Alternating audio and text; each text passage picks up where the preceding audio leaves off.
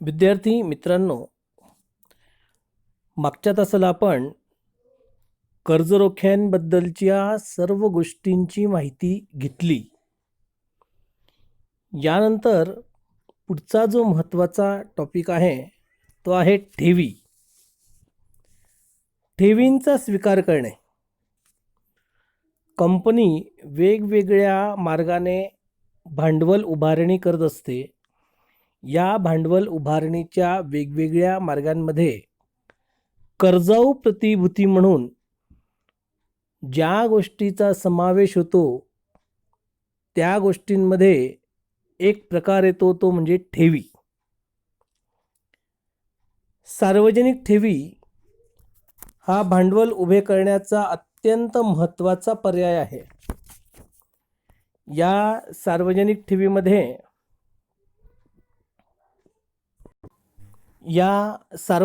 ठेवीमध्ये जो ठेवीचा कालावधी असतो तो ठेवीचा कालावधी हा कमीत कमी 6 महिने व जास्तीत जास्त 36 महिन्यांसाठीचा असतो.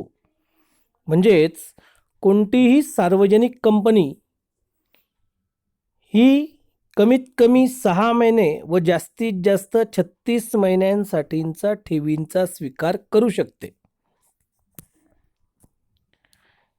ठेवीद्वारे सुद्धा कंपनी अल्प मुदतीचे भांडवल उभारत असते. जो ठेव म्हणून रक्कम कंपनीमध्ये ठेवतो त्या व्यक्तीला ठेवीदार असे संबोधिले जाते व ठेवीदाराला ठेव ठेवल्याच्या बद्दल कंपनी एक पावती देते. त्या पावतीला ठेव पावती असे म्हटले जाते. या ठेव पावतीमध्ये कंपनीच्या सर्व अटींचा व नियमांचा समावेश केलेला असतो. ही ठेव पावती म्हणजे एक प्रकारे कंपनीने कर्ज घेतल्याची पोचपावती असते. ही सुरक्षित किंवा असुरक्षित कर्जाऊ रक्कम सुद्धा असू शकते. ठेवीद्वारे कंपनी आपल्या अल्प मुदतीच्या ज्या काही गरजा आहेत त्या गरजांची पूर्तता करत असते. या ठेवींवर कंपनी जो मोबदला देते त्या मोबदल्याला व्याज असे म्हटले जाते. हा जो कंपनीचा ठेवींवर दिला जाणारा व्याजदर असतो हा सुद्धा स्थिर स्वरूपाचा असतो. कंपनी कायदा 2013 कलम 231 नुसार ठेवीच्या द्वारे किंवा कर्जाद्वारे घेतलेली कोणत्याही स्वरूपात घेतलेला निधी त्याचा स्वीकार याचा समावेश ठेवीमध्ये होतो. याचं विस्तृत विवेचन कंपनी कायदा 2014 नियम 2 कलम 1 उपकलम क यात अशा पद्धतीने दिलेला आहे की ठेव म्हणजे ठेवींच्या स्वरूपात किंवा कर्जाच्या स्वरूपात निधींचा स्वीकार करणे. पण जेव्हा कंपनी अशा प्रकारचा निधी स्वीकारते तेव्हा खालील गोष्टींचा समावेश मात्र या व्याख्येमध्ये होत नाही. म्हणजे खालील लोकांकडनं जर कोणतीही रक्कम मिळालेली असेल तर ती रक्कम ठेव या संकल्पनेत मोडत नाही. ठेव या संकल्पनेत या गोष्टींचा समावेश होत नाही. त्याच्यामध्ये सगळ्यात पहिलं जे आहे ते आहे केंद्र सरकार किंवा राज्य सरकारकडून मिळणारी कोणतीही रक्कम.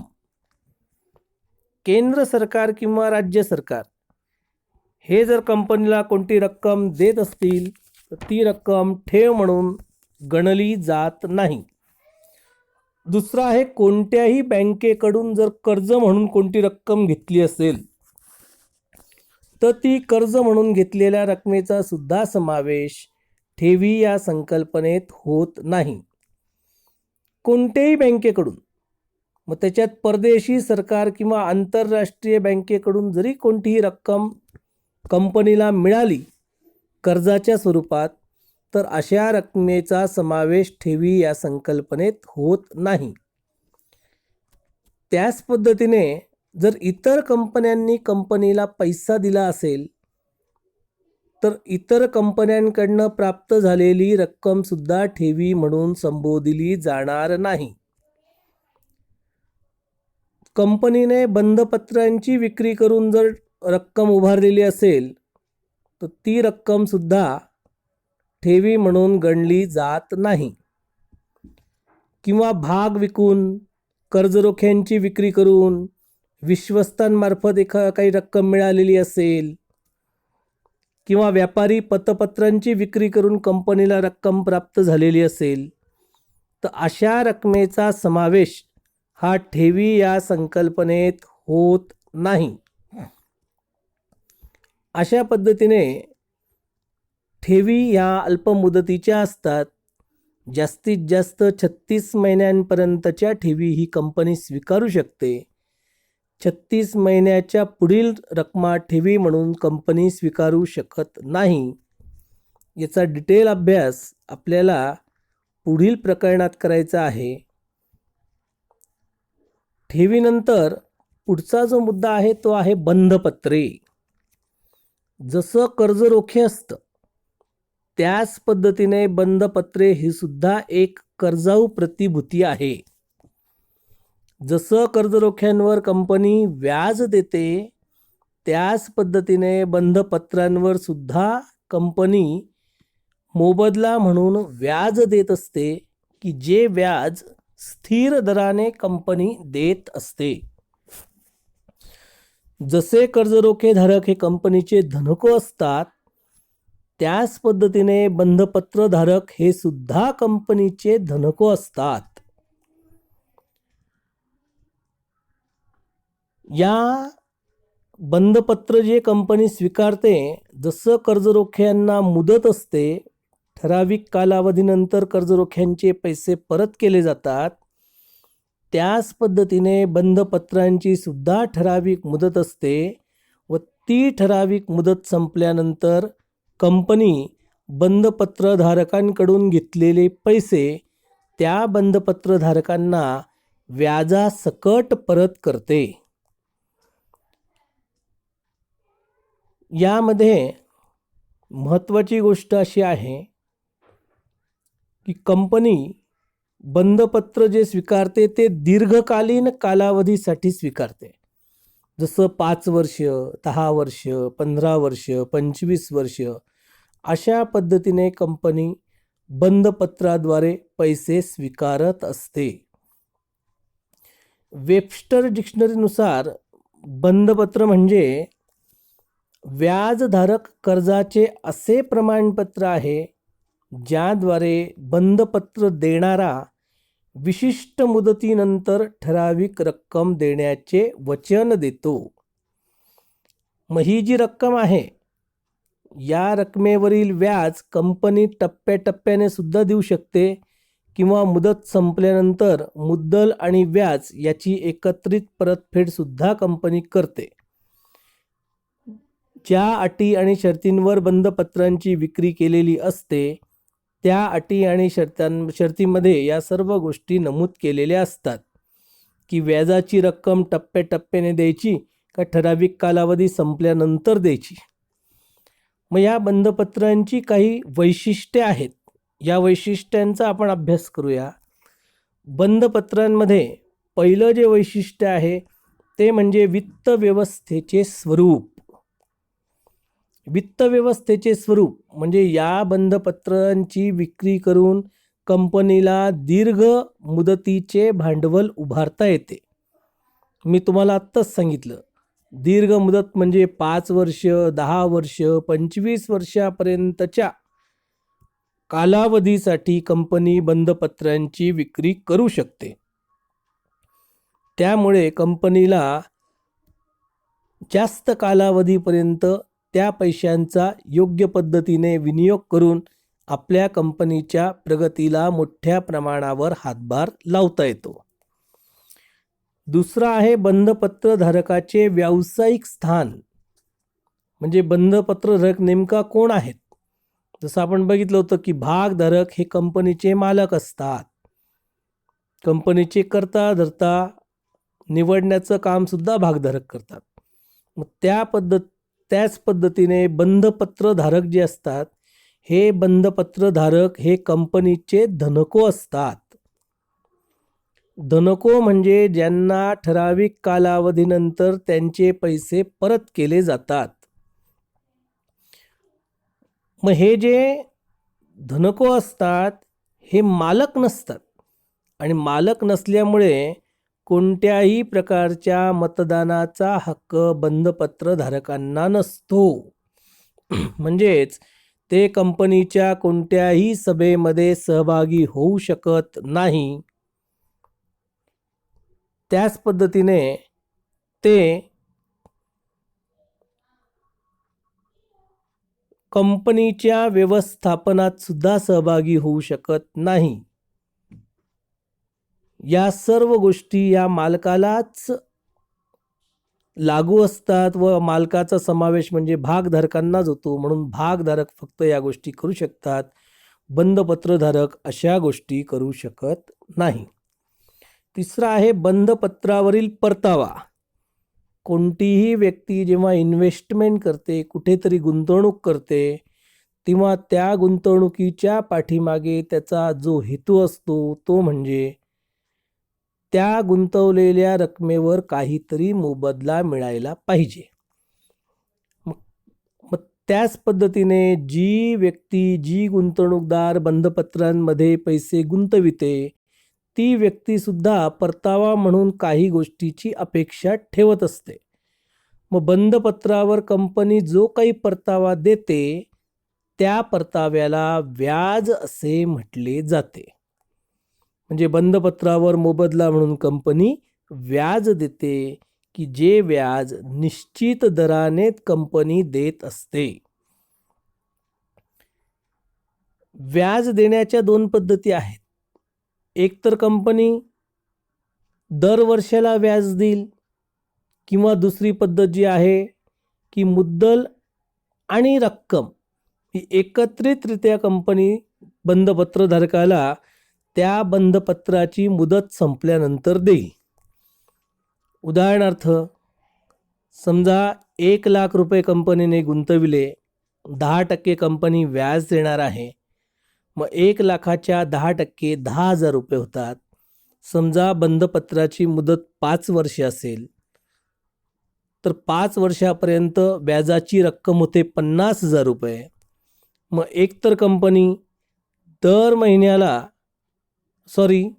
वर्षाला 10,000 रुपये हे व्याज म्हणून देईल किंवा 5 वर्षाचं जर कॅल्क्युलेशन केलं तर 10,000 प्रमाणे 5 वर्षाचे 50,000 रुपये होतात व मुद्दल रक्कम 1,00,000 अशी एकत्रित रक्कम 1,50,000 रुपये कंपनी 5 वर्ष मुदत संपल्यानंतर त्या बंधपत्रधारकाला परत करू शकते. म्हणजे कंपनीकडे 2 पर्याय असतात. 2 पर्यायापैकी कोणत्याही पर्यायाचा कंपनी अवलंब करू शकते. त्यानंतरचा चौथा मुद्दा आहे तो म्हणजे परतफेड. कर्जरोखेधारकाप्रमाणेच आहे किंवा कर्जरोख्यांप्रमाणेच आहे की बंधपत्रांची सुद्धा ठराविक कालावधीनंतर म्हणजे जो विशिष्ट कालावधीसाठी बंधपत्र कंपनीने स्वीकारलेले आहेत तो कालावधी संपला की कंपनी त्या बंधपत्राचे पैसे हे परत करत असते.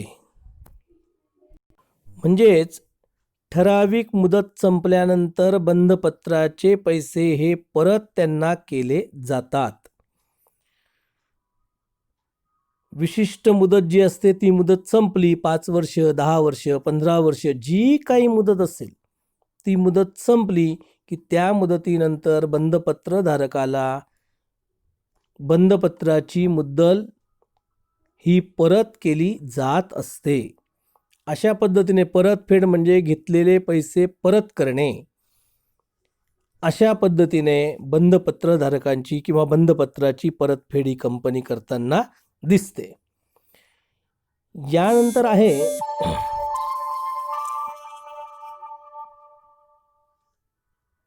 अमेरिकन ठेव पावती आणि जागतिक ठेव पावती. अमेरिकन ठेव पावतीलाच अमेरिकन डिपॉझिटरी रिसिप्ट आणि जागतिक ठेव पावतीला ग्लोबल डिपॉझिटरी रिसिप्ट असे म्हटले जाते.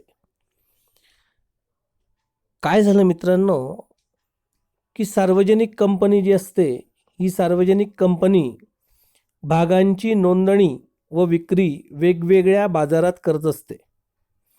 मग त्याच पद्धतीने भारतीय कंपन्या ज्या आहेत, त्या भारतीय कंपन्या भागांची खरेदी विक्री दोन भाग बाजारामार्फत करताना दिसतात. एक बॉम्बे स्टॉक एक्सचेंज, ज्याला आपण BSE म्हणून ओळखतो, आणि दुसरं नॅशनल स्टॉक एक्सचेंज, ज्याला आपण NSE म्हणून ओळखतो. म्हणजे एक मुंबई भाग बाजार आणि दुसरं राष्ट्रीय भाग बाजार. या भाग बाजारांमार्फत कंपनी आपल्या भागांची खरेदी विक्री करताना दिसते. मग या ठिकाणी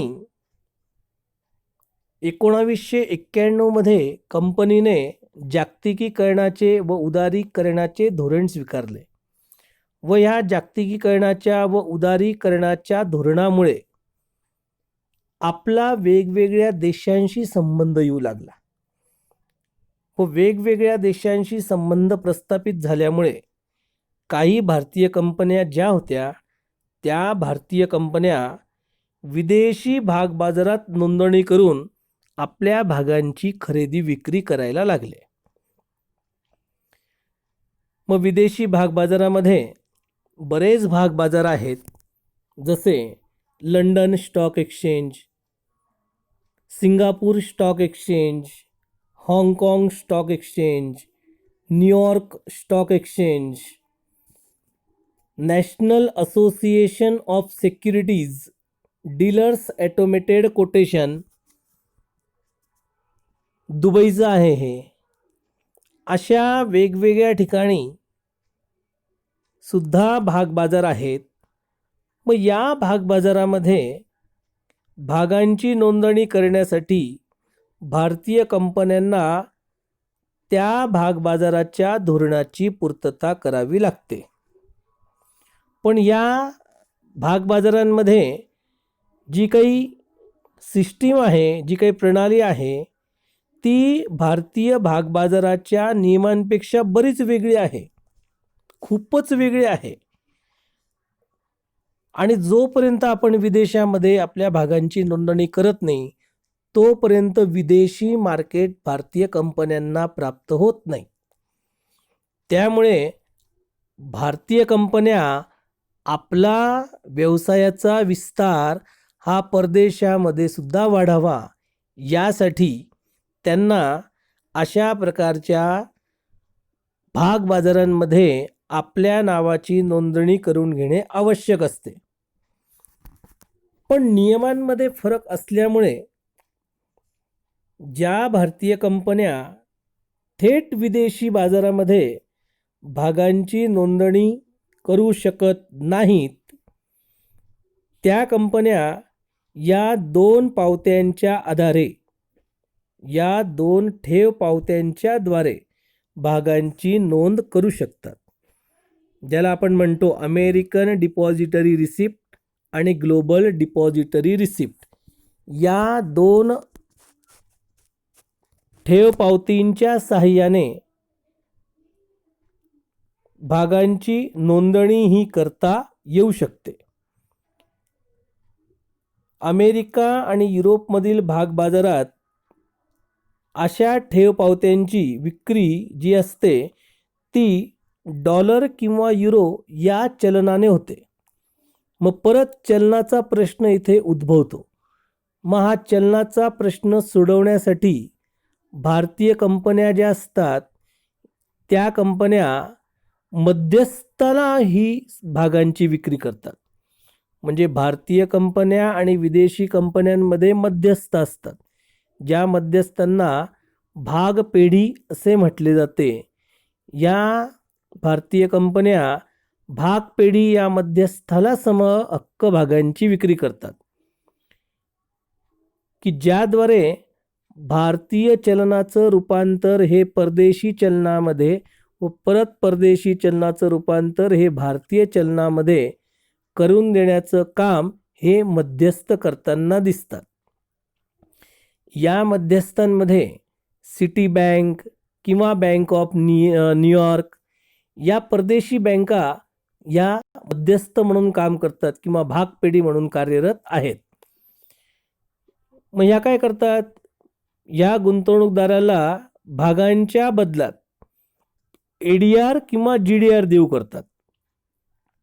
अमेरिकन डिपॉझिटरी रिसिप्ट किंवा ग्लोबल डिपॉझिटरी रिसिप्ट अशा पद्धतीच्या ठेव पावत्या देतात. म्हणजे भागांच्या बदल्यात या ठेव पावत्या दिल्या जातात व या प्रत्येक ठेव पावतीमध्ये भागांच्या संख्येचा उल्लेख केलेला असतो. निश्चित संख्येचे भाग नमूद केलेले असतात व त्यानंतर या ठेव पावत्या परदेशातील लोकांना विकल्या जातात. म्हणजे थोडक्यात ठेव पावत्यांची वैशिष्ट्ये अगदी भाग बाजारासारखीच आहेत. म्हणजे त्याची नोंदणी भाग बाजारात होते. जशी भागांची विक्री ही मागणी आणि पुरवठ्यावर अवलंबून असते, त्याच पद्धतीने या ठेव पावत्यांची सुद्धा मागणी आणि पुरवठ्यानुसार भाग बाजाराच्या मूल्यात चढ उतार होते व त्यांची विक्री होते. या ठिकाणी ठेव पावती धारकांच्या वतीने त्यांच्या भागांचे साठे या भागपिढ्या स्वतःकडे ठेवतात. म्हणजे खरेदी विक्रीचं काम ह्या भागपिढ्या करतात. मग ह्या ज्या दोन ठेव पावत्या आहेत, ग्लोबल डिपॉझिटरी रिसिप्ट आणि अमेरिकन डिपॉझिटरी रिसिप्ट. आता इथे ही गोष्ट महत्त्वाची आहे की ग्लोबल डिपॉझिटरी रिसिप्ट आणि अमेरिकन डिपॉझिटरी रिसिप्ट या दोघींमध्ये मात्र इतकाच फरक आहे. हे लक्षात घ्या, थोडासाच फरक आहे. तो फरक म्हणजे असा की अमेरिकन डिपॉझिटरी रिसिप्टची विक्री ही फक्त अमेरिकेतच केली जाते व अमेरिका सोडून जर इतर ठिकाणी आपल्याला भागांची विक्री करायची असेल तर GDRची विक्री ही केली जाते. म्हणजे अमेरिकेतच विक्री करायची असेल तर ADR व अमेरिका सोडून जर विक्री करायची असेल तर GDR. बाकी दोघांमध्ये कोणत्याही प्रकारचा फरक नाही. विदेशी जे गुंतवणूकदार असतात किंवा अनिवासी भारतीय जे आहेत, म्हणजे भारतात ज्यांचा जन्म झालेला आहे पण ते परदेशात राहतात, अशा अनिवासी भारतीयांना ADR व GDR खरेदी करून ते त्यांचे पैसे हे भारतात गुंतवू शकतात व त्यासाठी स्वतःच्या समभाग व्यापार खात्याचा उपयोग ते या खरेदी विक्रीसाठी करू शकतात. मग आता समजा त्या लोकांनी भारतामध्ये इन्व्हेस्टमेंट केली या ADR आणि GDR नुसार, पण आता भारतामध्ये जे काही चलन आहे ते रुपया आहे आणि परदेशी चलन जे आहे ते वेगळे आहेत. डॉलर आहे, युरो आहे, अशा वेगळ्या प्रकारचे चलन आहेत. मग जेव्हा भारतीय कंपन्या लाभांश जाहीर करतात तेव्हा लाभांशाची एखाद्या परदेशी गुंतवणूकदाराची जी काही रक्कम आहे ती रक्कम कंपनी भागपिढ्यांकडे देतात. मग या भागपिढ्या त्या रकमेचं रूपांतर ज्या ठिकाणी ती व्यक्ती राहते त्या देशात जे काही चलन आहे त्या चलनाच्या स्वरूपात रूपांतर करून देण्याचं काम ह्या भागपिढ्या करतात आणि त्यानंतर रूपांतर करून मग तो लाभांश त्या परदेशी व्यक्तीच्या हातात दिला जातो किंवा त्याच्यापर्यंत तो पोचविला जातो. म्हणजेच चलनाचा जो काही प्रॉब्लेम आहे, जो काही अडथळा होता, तो अडथळा या भागपिढ्यांमार्फत संपुष्टात येतो व त्यामुळे भारतीय चलनाचे रूपांतर इतर देशाच्या चलनामध्ये किंवा इतर देशाच्या चलनाचं रूपांतर हे भारतीय चलनात करण्यासाठी कोणत्याही प्रकारची अडचण निर्माण होत नाही. अशा पद्धतीने ह्या दोन ठेवींच्या पद्धती आहेत की ज्या पद्धतीमुळे भारतीय माणूस विदेशातील लोकांशी संपर्क साधू शकतो. भारतीय कंपन्या विदेशी किंवा परदेशात आपल्या नावाचा नावलौकिक करू शकतात. त्याच पद्धतीने परदेशी कंपन्यासुद्धा भारतात आपल्या व्यवसायाचा विस्तार करू शकतात. या सर्व गोष्टी या जागतिकीकरणाच्या किंवा उदारीकरणाच्या धोरणांमुळे झालेल्या असल्याकारणाने आज मोठ्या प्रमाणावर व्यवसायाची प्रगती कंपन्यांना करता येऊ शकते व भारतीय कंपन्यासुद्धा आपल्या नावाचा डंका हा विदेशामध्ये बजावू शकतात. आणि म्हणूनच तुम्ही बघतात की बऱ्याच वेळेस विदेशामध्ये काही हालचाली झाल्या की त्या हालचालींचा चांगला किंवा वाईट परिणाम हा भारतीय भागबाजारावर सुद्धा होताना आपल्याला दिसतो. तो याच कारणामुळे की विदेशी लोकांनी आपल्या भारतामध्ये पैसे गुंतविलेले आहेत किंवा भारतातील लोकांनी विदेशामध्ये पैसे गुंतवलेले आहेत व हा एकमेकांचा संपर्क झाल्यामुळे मोठ्या प्रमाणावर अशा पद्धतीच्या घडामोडी झालेल्या आपल्याला दिसून येतात. यानंतर पुढचा जो टॉपिक आहे तो आहे व्यावसायिक बँका. आता हा फार महत्त्वाचा आणि शेवटचा मुद्दा या टॉपिकमधला आहे तो म्हणजे व्यावसायिक बँका, कमर्शियल बँक्स. आपल्या भारतामध्ये बरेच लोक कर्ज प्राप्तीसाठी बँकांशी संपर्क साधत असतात.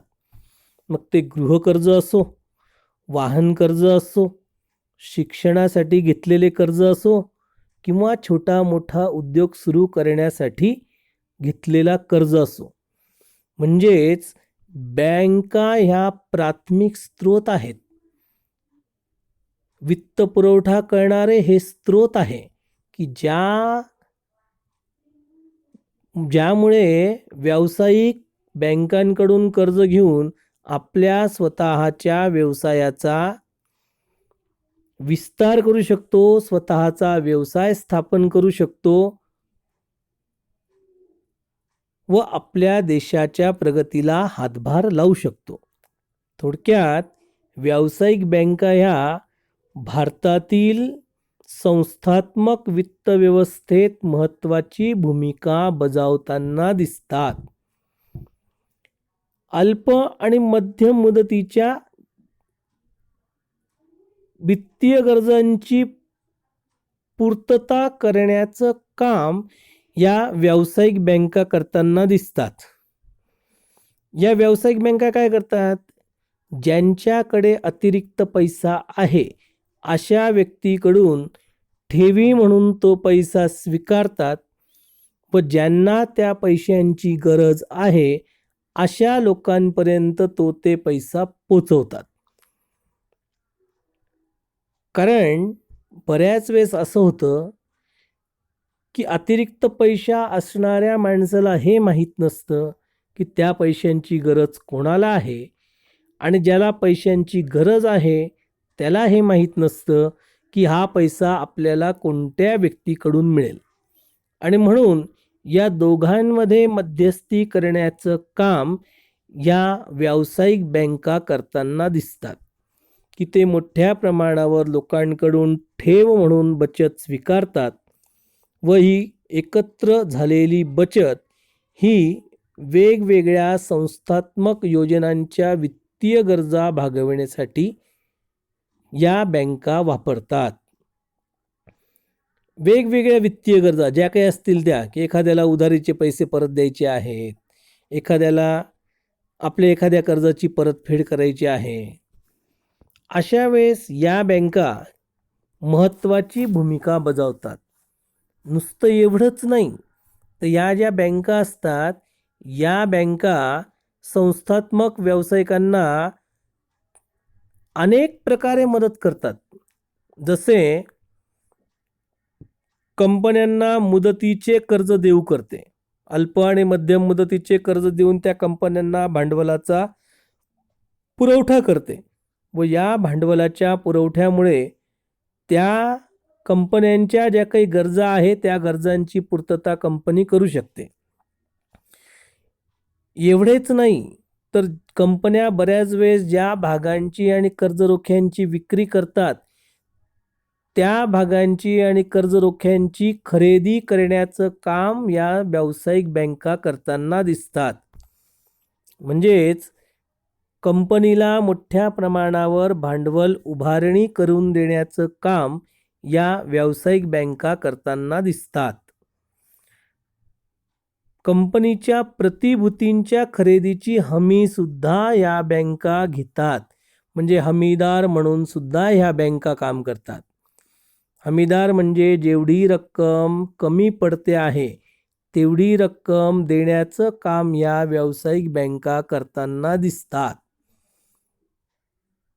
उदाहरणार्थ समजा कंपनीला 1 कोटी भांडवल उभारायचं आहे, पण जनतेला आवाहन करून जनतेने भागांची खरेदी केली, पण ती 80 लाख अमाऊंटच कंपनीकडे जमा होते आहे आणि जमा करायचे होते 1 लाख. तेव्हा हे जे कमी पडलेले 20 लाख रुपये आहेत ते 20 लाख देण्याची हमी या बँका घेतील.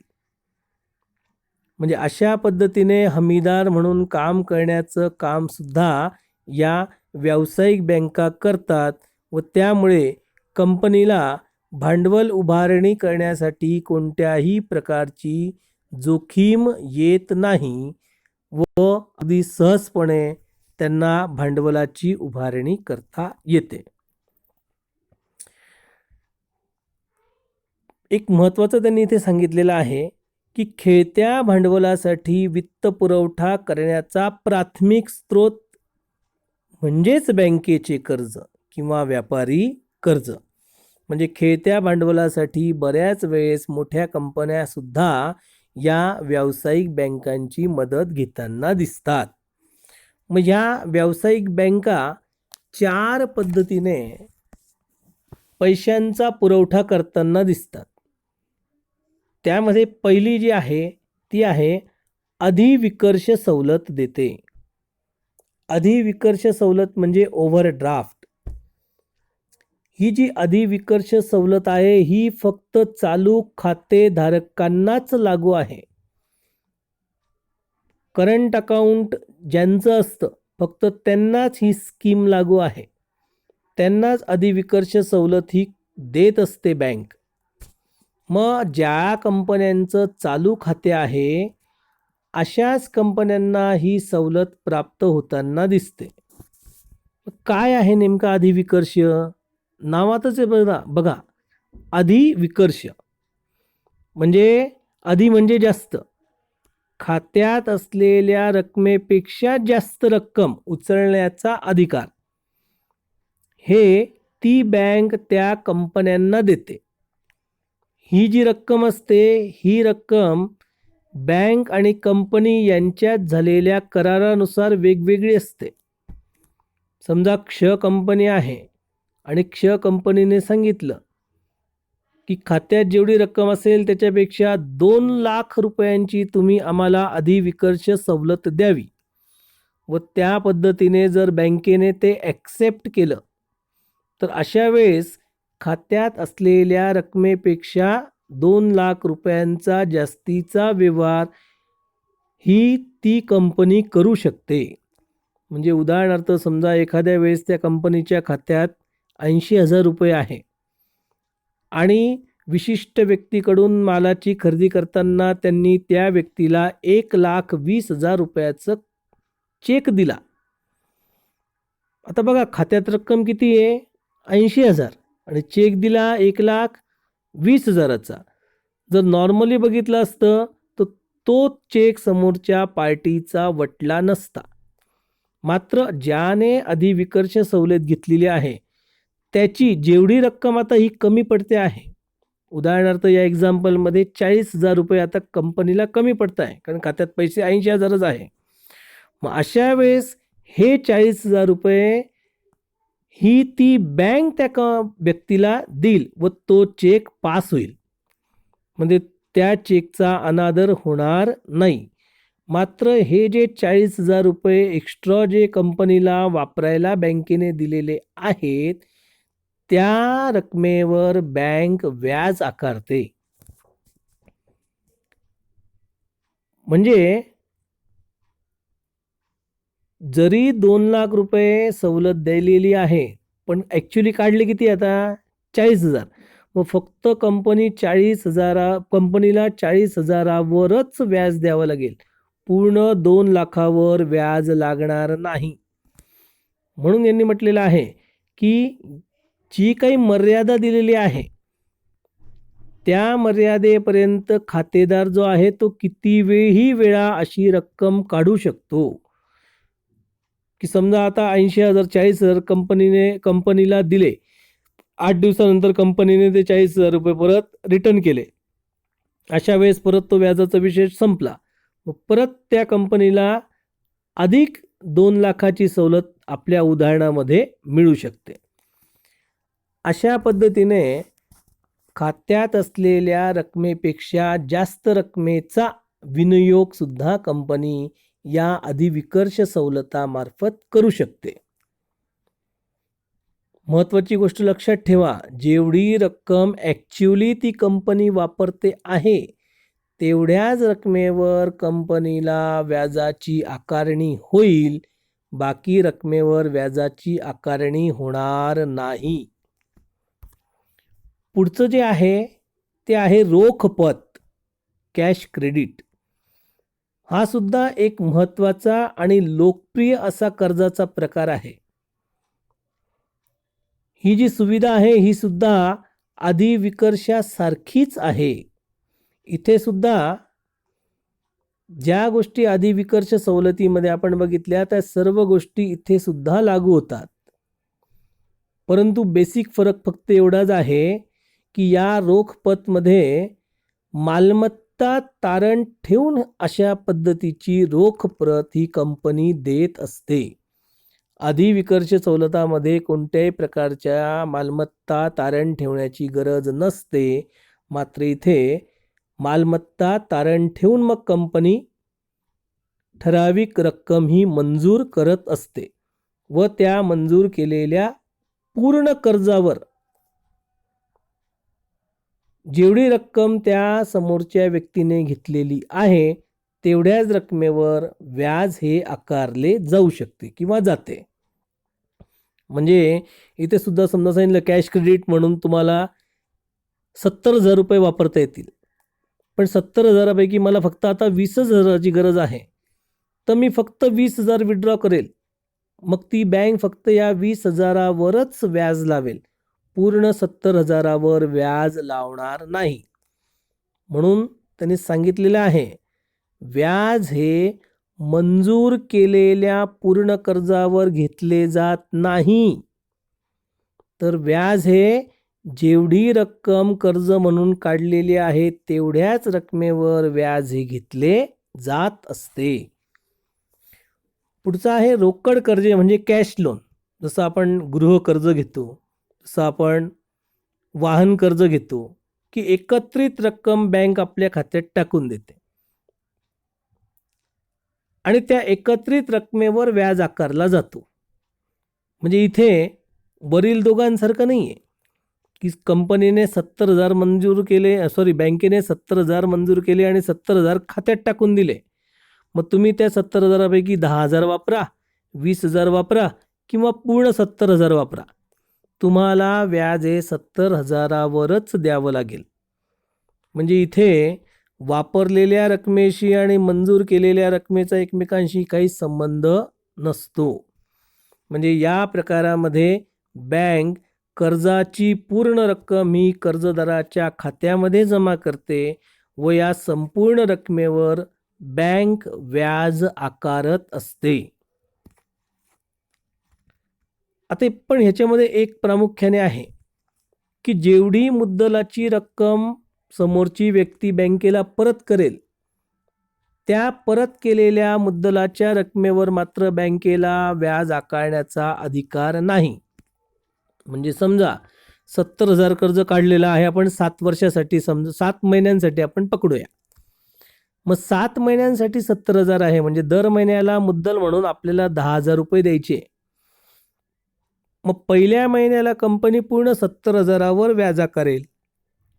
दुसऱ्या महिन्याला कंपनी ती 10,000ची जी मुद्दल भरलेली आहे ना, ती वजावट करून, म्हणजे 70,000मधून 10,000 गेले, आता राहिले 60,000. या 60,000वर पुढील 5 महिन्याचा किंवा 6 महिन्याचा व्याज आकारेल. परत 10,000 त्या महिन्यात भरले की पुढच्या महिन्यात 50,000वरच कंपनी व्याज आकारेल. म्हणजे अशा पद्धतीने जे कमी रक्कम असते त्या कमी रकमेवर कंपनी व्याज आकारत असते. आणि शेवटचा इथं जो मुद्दा आहे तो म्हणजे सूट देऊन हुंडी वटविणे. इथे 3 गोष्टी असतात. यालाच इंग्रजीमध्ये म्हणतात bill of exchange. Negotiable instrument act म्हणून एक ॲक्ट आहे. त्या ॲक्टमध्ये वेगवेगळ्या प्रकारच्या हुंडींचा समावेश होतो. हे एक कायदेशीररित्या दिलेली हुंडी असते. मग याच्यामध्ये प्रामुख्याने अशा पद्धतीने व्यवहार होतो की 3 पार्ट्या असतात: ड्रॉवर, ड्रॉवी आणि पेई. ड्रॉवर म्हणजे ज्याने बिल काढलेलं आहे, ड्रॉवी म्हणजे ज्याच्यावर बिल काढलेलं आहे. मग ह्या दोघांचा एकमेकांशी संबंध इथे येतो. मग या हुंडींमध्ये एक दस्तऐवज असतं ते, की ज्या दस्तऐवजामध्ये या ड्रॉवर आणि ड्रॉवीच्या सह्या असतात व जे दस्तऐवज कायदेशीर दस्तऐवज असतं. समजा 2 पार्टी आहेत, एक्स आणि वाय. एक्सकडेही पैसा नाही, वायकडेही पैसा नाही, आणि त्या दोघांना बिझनेस सुरू करायचा आहे समजा. मग अशा वेळेस ते दोघं एकत्र येतात व एक्स वायला म्हणतो की तू एक काम कर, तू माझ्यावर हुंडी काढ, म्हणजे तू माझ्या नावाची हुंडी काढ. मी बनतो ड्रॉवर, तू बन ड्रॉवी. मग ते एक्स हा वायच्या नावाने हुंडी काढतो. मग वाय काय करतो, ती हुंडी बँकेत जाऊन वटवेल. आता समजा ती हुंडी आहे 6 महिन्याच्या कालावधीची. किती महिन्याच्या कालावधीची? 6 महिन्याच्या कालावधीची ती हुंडी आहे. त्या हुंडीमध्ये रक्कम, घेतल्याची तारीख, मुदत संपल्याची तारीख, व्याजाचा दर, या सर्व गोष्टींचा समावेश त्या हुंडीमध्ये केलेला असतो. मग आता वाय काय करतो, ती हुंडी घेऊन आपल्या बँकेत जातो. एक्स हा ती हुंडी घेऊन आपल्या बँकेत जाईल व ती हुंडी तो बँकेत वटवतो. आता समजा त्याची रक्कम असेल 10,000. मग 10,000मध्ये बँक पूर्ण 10,000 त्या समोरच्या माणसाला देणार नाही. 10,000पेक्षा कमी रक्कम बँक ती हुंडी वटवून त्या एक्सला देईल. जी रक्कम बँक कापून घेते त्याला म्हणतात बँकेचे व्याज. म्हणजे बँक व्याज कापून पैसा देते. मग समजा बँकेने 300 रुपये व्याज म्हणून कपात केली, तर समोरच्याला 9,700 रुपये बँक कॅश म्हणून देते. मग त्यांनी ठरवलं की या 9,700चा आपण बिझनेस करायचा. सध्या गणपतीचा सीझन आहे, आपण दुर्वा विकूया, आपण फुलं विकूया, आपण नारळ विकूया. म्हणून त्यांनी दुर्वा, फुले, नारळ घेतली आणि मंदिराच्या बाहेर आपला बिझनेस मांडला. मग अशा वेळेस 8 दिवसानंतर, 10 दिवसानंतर, 12 दिवसानंतर, 15 दिवसानंतर त्यांनी जो काही वस्तू घेतलेल्या होत्या त्या सगळ्या विकल्या गेल्या. त्याद्वारे त्यांना 9,700 त्यांनी गुंतवले. या 9,700वर त्यांना प्रॉफिट झाला. त्यांना 10-12 हजार रुपये मिळाले असतील समजा. परत नवरात्र आली, मग त्यांनी देवीच्या मूर्तीचा व्यवसाय करण्याचं ठरवलं. देवीच्या मूर्त्या घेतल्या, त्याचा बिझनेस केला. परत ते आलेले पैसे 10,000, 11,000 जे काही आले असतील ते परत गुंतविले. अशा पद्धतीने जेव्हा त्या हुंडीची मुदत संपेल तेव्हा समजा त्यांच्याकडे 15-17 हजार रुपये जमा झाले. अशा वेळेस हुंडीची तारीख ज्या कालावधीला संपेल त्या कालावधीला 1/6 बँकेत जाईल. हुंडीचे पैसे जे काही 10,000 रुपये बँकेचे आहे ते बँकेला 10,000 रुपये देईल व आपली हुंडी परत घेतो. म्हणजे जी काही पैशांची गरज होती ती गरज भागविण्याचं काम या हुंडीद्वारे अगदी सहज पद्धतीने त्यांना करता येऊ शकलं. व त्याच्यात जो प्रॉफिट झाला नंतर तो प्रॉफिट एकमेकांमध्ये वाटून घेणार ती गोष्ट वेगळी. म्हणजे थोडक्यात हुंडी हा एक कायदेशीर दस्तऐवज आहे की त्या दस्तऐवजाद्वारे ठराविक कालावधीसाठी हुंडी ही वापरली जाते, घेतली जाते व ती हुंडी तुम्ही त्या हुंडीच्या कालावधीच्या आत केव्हाही बँकेत जाऊन वटवू शकतात. बँक ती हुंडी विकत घेते व हुंडीवर नमूद केलेल्या पैशांमधून आपलं व्याज कापून बँक त्या समोरच्या माणसाला पैसा अदा करताना दिसते.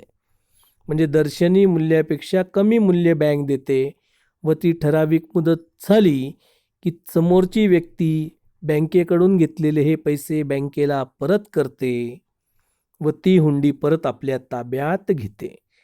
अशा पद्धतीने या हुंडीद्वारे रोख रक्कम ही उधार देता येऊ शकते. अशा पद्धतीचं हे चौथं साधन आहे की ज्या साधनाद्वारे व्यावसायिक बँका ह्या मोठ्या प्रमाणावर कर्जाची उपलब्धता करून देताना दिसतात. अशा पद्धतीने आपला हा टॉपिकसुद्धा इथे संपला. या टॉपिकवरचे प्रश्न आणि मागच्या टॉपिकवरचे प्रश्न अशा प्रश्नांचं पुढच्या मंगळवारी मी तुम्हाला परत एक लिंक पाठवेल. त्या लिंकद्वारे तुम्ही ते सोडवण्याचा प्रयत्न करायचा आहे. आजचा होमवर्क असा राहील तुम्हाला पुढच्या मंगळवारपर्यंत करायचा आहे की भाग आणि कर्जरोखे यांच्या मधला फरक आणि समहक्क भाग आणि अग्रहक्क भाग यांच्यामधला फरक तुम्हाला पेजमध्ये लिहून माझ्या पर्सनल व्हॉट्सअपला फोटो काढून तो टाकायचा आहे.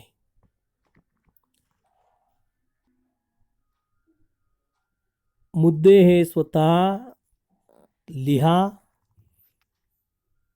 व जर मला आता वाटलं तर मी प्रत्यक्षात तुम्हाला कॉल करून कोणालाही त्या फरकाविषयीचे मुद्दे विचारू शकतो. म्हणून प्रत्येकाने तयारी ठेवावी.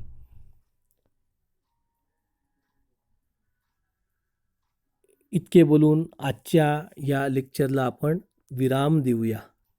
धन्यवाद.